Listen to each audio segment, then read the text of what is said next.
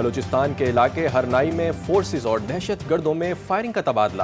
ISPR کے مطابق دہشت گرد سنجاوی روڈ پر مسافر گاڑیوں کو روکنے کی کوشش کر رہے تھے۔ فورسز کی فوری جوابی کارروائی میں ایک دہشت گرد ہلاک، ایک زخمی ہوا۔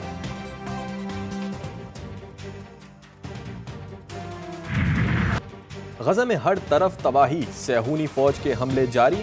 نصیرات کیمپ پر بمباری سے مزید 15 فلسطینی شہید۔ رفح کے شمالی علاقوں میں بھی بمباری، شہداء کی مجموعی تعداد 34,356 ہو گئی۔ قابض فوج نے ریڈ کراس آفس کو بھی نشانہ بنایا۔ لاہور میں government college university Azad Kashmir کے طالب علم کا غزہ کے معاملے پر پاکستان میں تعینات جرمن سفیر کے خطاب کے دوران احتجاج۔ علی حسن نے جرمنی میں فلسطین کے حق کے لیے احتجاج میں گرفتاریوں کے خلاف سوال کیا۔ احتجاج کے دوران دیگر طالب علموں نے بھی نعرے لگائے۔ جرمن سفیر نے کہا، شور نہ کریں، بات کریں، یہ شور کرنے کا نہیں، بات کرنے کا فورم ہے۔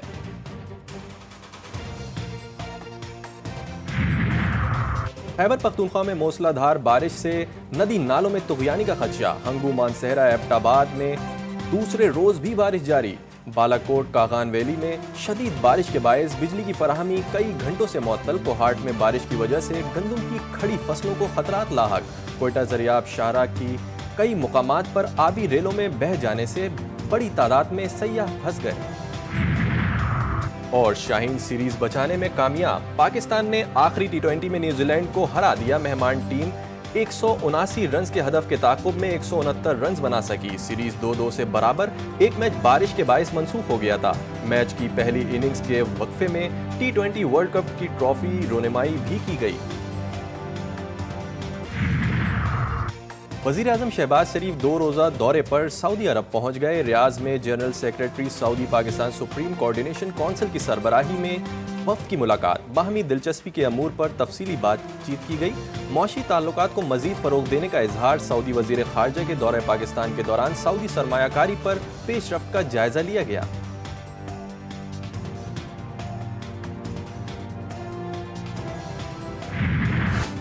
پنجاب میں گندم کی بمپر فصل کے باوجود کسانوں کو بڑا نقصان کا سامنا۔ سرکاری نرخ پر خریداری نہ ہونے سے اناج منڈی میں گندم کی قیمت 3,000 روپے تک گر گئی۔ کسان پریشان۔ پاکستان کسان اتحاد کا پیر کو پنجاب اسمبلی کے باہر احتجاج کا اعلان۔ گندم کی خریداری کے حوالے سے کسانوں کی شکایات پر وزیر اعظم نے نوٹس لیتے ہوئے وفاقی حکومت کی طرف سے گندم کی فوری خریداری کا حکم دے دیا۔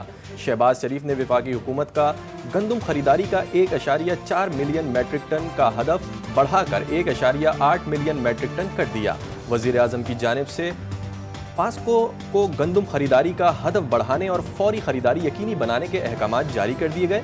پاسکو کو شفافیت اور کسانوں کی سہولت کو ترجیح دینے کی ہدایت۔ ملک بھر کے کسانوں سے سرکاری نرخ پر گندم کیوں نہیں خریدی گئی؟ حقائق سامنے آ گئے۔ وزارت نیشنل فوڈ سیکیورٹی کی غلط پالیسی گندم اسکینڈل کی وجہ بن گئی۔ ملک میں گندم بحران اور قومی خزانے کو نقصان پہنچانے کی انکوائری کے لیے پاکستان کسان اتحاد کے صدر نے وزیر اعظم کو خط لکھ دیا۔ وزیر اعظم معاملے کا نوٹس لیں اور ایک اعلیٰ سطح کی کمیٹی بنا کر اس کی تحقیقات کر کے ذمہ داروں کو سزا دیں۔ حکومت کی سولر پینل کے استعمال پر فکسڈ ٹیکس کی خبروں کی تردید۔